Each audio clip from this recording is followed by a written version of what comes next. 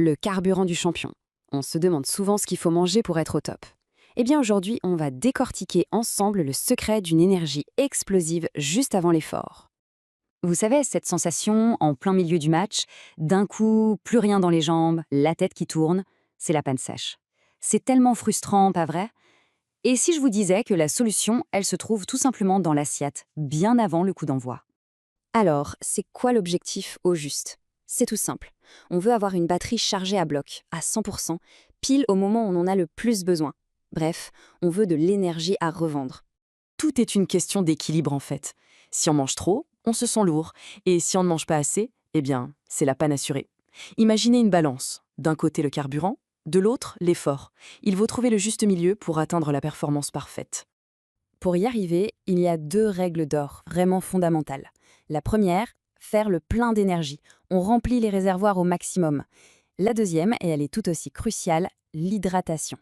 On ne commence jamais un effort en ayant déjà soif. Allez, on se lance dans le compte à rebours stratégique. Première étape, on se situe entre 3 et 5 heures avant l'effort. C'est le moment du dernier gros repas. Ce repas, c'est la fondation de tout. C'est là qu'on charge le plus gros de notre carburant. On mise à fond sur les glucides, vous savez, les pâtes, le riz, les pommes de terre. Pourquoi? Parce que c'est ce que le corps transforme le plus facilement en énergie durable. On lui laisse bien le temps de digérer et de stocker tout ça tranquillement.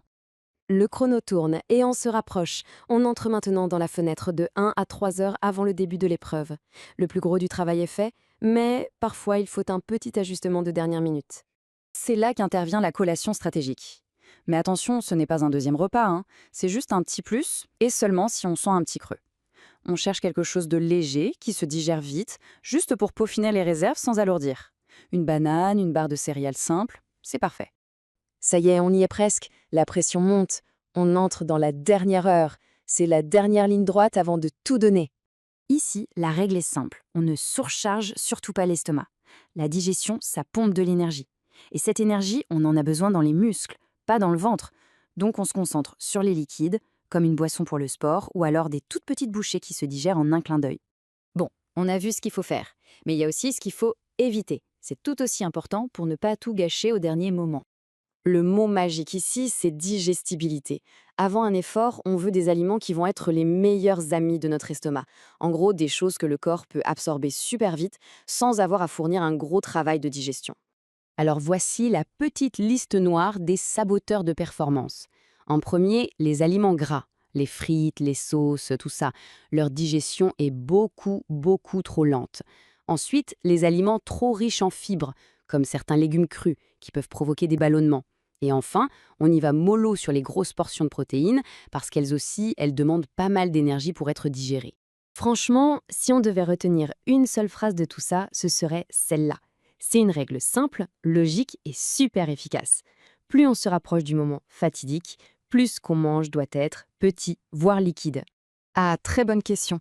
Et les entraînements à l'aube alors? On n'a pas toujours 3 ou 5 heures devant soi pour se préparer. Comment on fait dans ce cas-là? La stratégie doit forcément changer, non? Absolument. L'idée, ce n'est pas de se forcer à prendre un gros petit déjeuner, mais juste de casser le jeûne de la nuit. Une banane, une compote, peut-être une boisson énergétique, c'est amplement suffisant. On donne juste un petit coup de fouet rapide à l'organisme avec des sucres simples pour réveiller la machine. Au final, ce qu'il faut retenir, c'est que la nutrition sportive, ce n'est pas de la magie. C'est juste une question de logique et surtout de timing. Le bon carburant au bon moment. C'est vraiment ça la clé pour libérer tout son potentiel. La vraie question, ce n'est donc plus qu'est-ce qu'on mange.